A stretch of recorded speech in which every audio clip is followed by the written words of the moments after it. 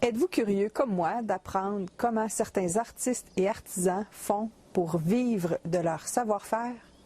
Oui? Eh bien, suivez-moi. Je suis allée la poser, la question.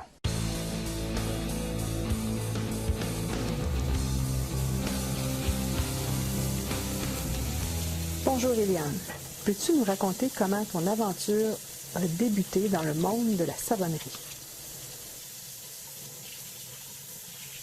Ça fait plusieurs années. La savonnerie, ça a commencé en fait par un désir de vouloir tout faire mes choses moi-même. Donc, ça a commencé avec le tricot, filer la laine, puis ensuite faire mon propre savon. Fait que je voulais faire mes vêtements, tout faire, là, pas être obligée de tout acheter ce que j'ai besoin. Fait que j'ai commencé à faire du savon comme ça, avec des amis. Puis par la suite, j'ai vraiment développé, j'ai commencé à faire beaucoup de savon, plus pour moi. Puis là, je faisais tester à mon monde autour, ma famille, tout ça. Fait que je faisais des cadeaux, je faisais beaucoup de tests sur moi-même, évidemment. J'ai fait beaucoup d'erreurs. Puis j'ai commencé à inventer des recettes. Fait que là, c'est là que j'ai eu beaucoup de succès ou d'erreurs. Des fois, là, c'était complètement raté. J'ai gaspillé du matériel comme ça se peut pas. Fait que, mais c'est comme ça que j'ai compris que, telle huile fonctionne bien avec une autre, etc. Puis que j'ai été capable de vraiment là, peaufiner mes recettes puis de comprendre comment ça fonctionne pour maintenant, vraiment, maintenant, ça réussit presque à tout coup quand je fais des nouvelles recettes. Fait que j'ai commencé à faire des gammes de produits que j'ai tout le temps refait en boucle. Et puis, mais à cette époque-là, j'en vendais pas encore. Là, on parle, j'ai commencé à faire ça, disons, en 98. Puis là, peaufiner, puis vers les années 2004, à peu près en 2004, à un moment donné, j'ai voulu financer un voyage. Je devais aller en stage. Je voulais aller en stage à l'étranger. Donc, pour financer ce voyage-là, je me suis dit, tiens, je vais essayer de financer mon voyage en vendant des savons. Puis là, c'est là que j'ai commencé à en mettre en consigne dans quelques boutiques. Mais c'était pas dans l'esprit d'en faire un commerce. C'était juste pour mon financement. Puis là, ça l'a vraiment pogné. Puis à l'époque, j'étais à l'Apocatière, fait que c'était à l'Apocatière que ça se passait, les premières consignes. Puis là, quand je suis revenue ici dans les Laurentides, j'ai décidé de continuer de mettre quelques savons en consigne sans nécessairement avoir une savonnerie. Je faisais ça vraiment plus maison.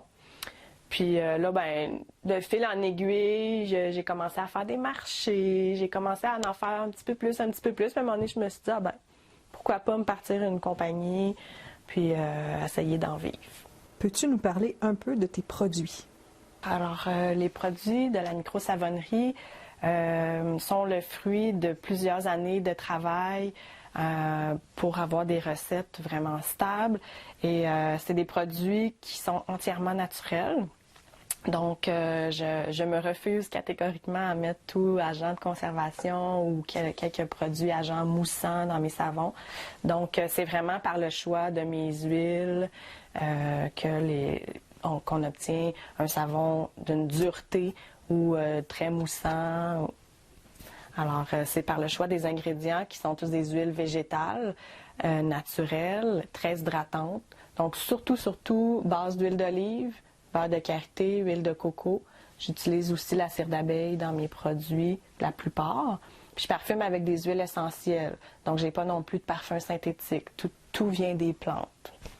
Alors, ici, j'ai des gammes de produits savon en barre. Éventuellement, on m'avait demandé des savons un petit peu plus petits ou pour des enfants, pour des petits cadeaux spéciaux. Fait que j'ai fait des savons en cœur.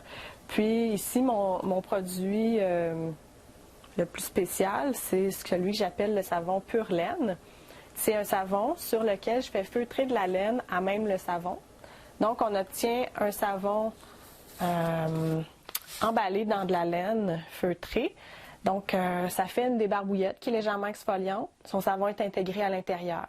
Donc, on le mouille, puis tant qu'on frotte sur la peau, la mousse sort à travers la laine. C'est un savon qui dure extrêmement longtemps, du fait qu'il soit emballé avec la laine qui protège le savon. Ils font vraiment lentement, donc on peut le garder au moins un mois, mais la plupart des gens l'utilisent plusieurs mois en usage quotidien.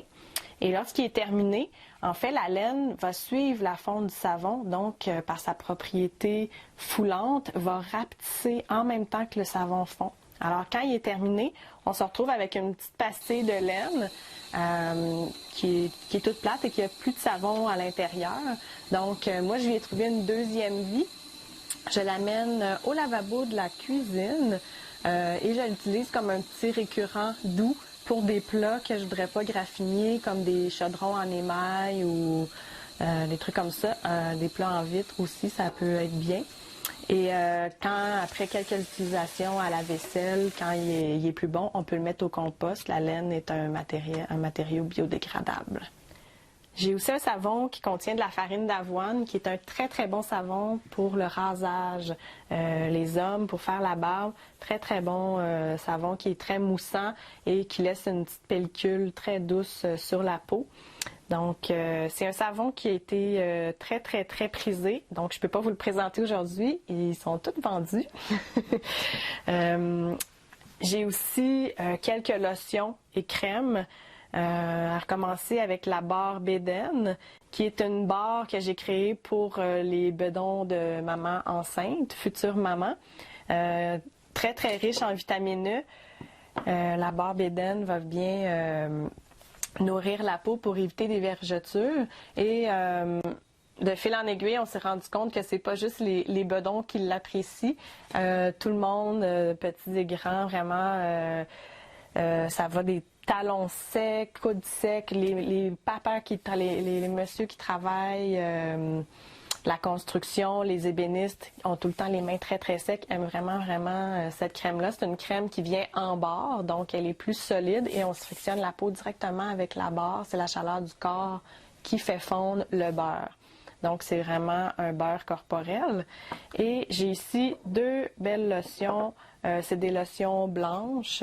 La première étant la lotion Harmonie. C'est une lotion pour le corps, même le visage. Elle est très, très, très rafraîchissante et hydrate très bien la peau. Et elle ne laisse pas la peau grasse. Elle pénètre rapidement. Donc, c'est une bonne lotion qu'on peut utiliser tout au long de la journée, même quand on est au travail. Et la lotion Honeymoon, qui est une lotion que j'avais créée à la base pour les fesses des bébés dans les couches, est compatible avec des couches en coton. Donc, elle ne tâche pas les couches. Et c'est vraiment une crème qui est cicatrisante, qui va vraiment apporter une émollence à la peau. C'est une crème qui est très douce, mais qui va vraiment être utilisée pour certaines affections en particulier. Moins sur tout le corps. Alors, dans cette lotion-là, les huiles essentielles qui sont utilisées sont vraiment utilisées dans une concentration très très faible. Pour les peaux des bébés, on utilise des concentrations qui vont entre 0,25% à 1%, je crois. Donc, moi, j'ai utilisé le plus faible pourcentage pour que cette crème soit très très très douce. Alors, les lotions Harmonie et Honeymoon sont des lotions qui ne contiennent pas d'agent de conservation. Donc, pour la longévité, si on la garde au frigo, la crème va durer plusieurs mois.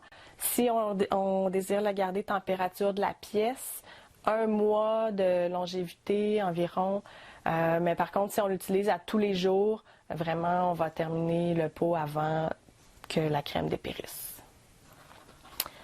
Donc, je fais aussi maintenant des savons en vrac, donc que je vends au poids. C'est des savons qui sont plus faits à base d'huile d'olive et de tournesol, donc plus facile à trancher. Et comme ça fait des savons qui sont un peu plus de tous les jours, on peut dire. Là. Les gens les apprécient beaucoup. De tous les jours sont un petit peu moins chers aussi, donc c'est une façon pour les gens d'avoir un bon savon abordable. Puis avec les années, j'ai commencé à faire aussi des petits produits dérivés. J'ai quelques baumes à lèvres, des lotions hydratantes, lotions qui est très appréciée. C'est assez rare des lotions qui sont entièrement naturelles. Donc, j'ai développé des lotions, des crèmes. Mais ce que je fais le plus, c'est les savons. Et je fais aussi dans un autre cadre des savons pour d'autres compagnies, donc en sous-traitance, ou des savons pour des chambres d'auberge. Donc je fais aussi de la sous-traitance comme ça. Peux-tu nous expliquer concrètement comment tu en es venu à développer ton marché? Pour développer le marché, en fait, j'ai commencé par, comme j'ai dit tantôt, faire un petit peu de consignes par-ci par-là. J'allais voir les commerçants en toute humilité. « Oh, je veux du savon, avez-vous envie d'en vendre pour moi? » Puis, de fil en aiguille, j'ai commencé à faire des marchés, à louer des tables, faire des kiosques, vendre des savons. Mais au début, c'était vraiment plus 1 ou 2 marchés dans le temps des fêtes. C'est tout. Puis là, j'ai commencé à voir d'autres amis qui, eux, vendaient des bijoux, du cuir, toutes sortes des artisans qui faisaient, eux, beaucoup de marchés. Fait que j'ai commencé à leur demander où ils allaient, c'est quoi les marchés qu'eux préféraient, tout ça. C'est sûr que il y a comme un petit quelque chose entre les artisans. C'est pas tout le monde qui veut se donner ses meilleurs plugs. Fait que j'ai commencé à en faire un petit peu plus avec ce que je connaissais, puis d'écouter beaucoup où les gens vont sans poser les questions directement. Et puis, j'ai compris éventuellement que c'était à moi de faire beaucoup de démarches si je voulais en connaître plus. Fait que j'ai commencé à prendre le téléphone, appeler les villes, les municipalités, leur demander c'est quoi leurs événements, quand, comment on fait pour s'inscrire, tout ça. Voir dans lesquels mes produits seraient acceptés aussi, parce que des fois, les marchés ils ont des thématiques différentes. Quand c'est de la nourriture, ben moi, je peux pas aller vendre mes savons, mais quand c'est cadeau de Noël, tout ça, c'est vraiment bien. Donc, c'est comme ça que j'ai fait. Beaucoup, prendre le téléphone. Puis après ça, j'ai voulu faire un petit peu plus que de la consigne aussi dans les boutiques, donc vendre mes savons. Fait que là aussi, j'ai pris le téléphone, j'ai appelé les boutiques, je me suis fait des boîtes de savons, je me suis présentée, j'ai demandé à voir les gérants, présenter mes savons, mes produits, tout ça. Me présenter aussi, expliquer c'est quoi l'âme de ma compagnie. Et puis, comme ça, j'ai réussi à rentrer dans au moins une dizaine de boutiques juste ici dans les Laurentides. Puis là, j'avais comme intention d'expandre, prendre de l'expansion un petit peu plus au nord, un petit peu plus au sud pour avoir de plus en plus de boutiques comme ça qui pourraient acheter mes savons. Je dirais que où je vends le plus de savons, c'est vraiment dans les marchés de Noël. Les cadeaux de Noël, c'est vraiment un des produits qui sont vendeurs. Et si c'était à refaire? Si c'était à refaire de la même façon, la vente de savon et tout, ce que je changerais dès le départ, c'est que je ne le ferais pas toute seule. Je m'associerais avec quelqu'un. Pas nécessairement quelqu'un qui a la même passion et les mêmes aptitudes ou quoi que ce soit. En fait, j'irais peut-être chercher quelqu'un qui a une bonne attitude à la vente parce que moi, pour être franche, c'est ma faiblesse. Moi, je suis très bonne dans l'atelier, la création, peaufiner les recettes, etc. Mais c'est plus difficile pour moi d'aller prendre contact. Fait que pour moi, de lever le téléphone, c'est un gros effort. Le travail d'ordinateur, tout ça, c'est plus difficile.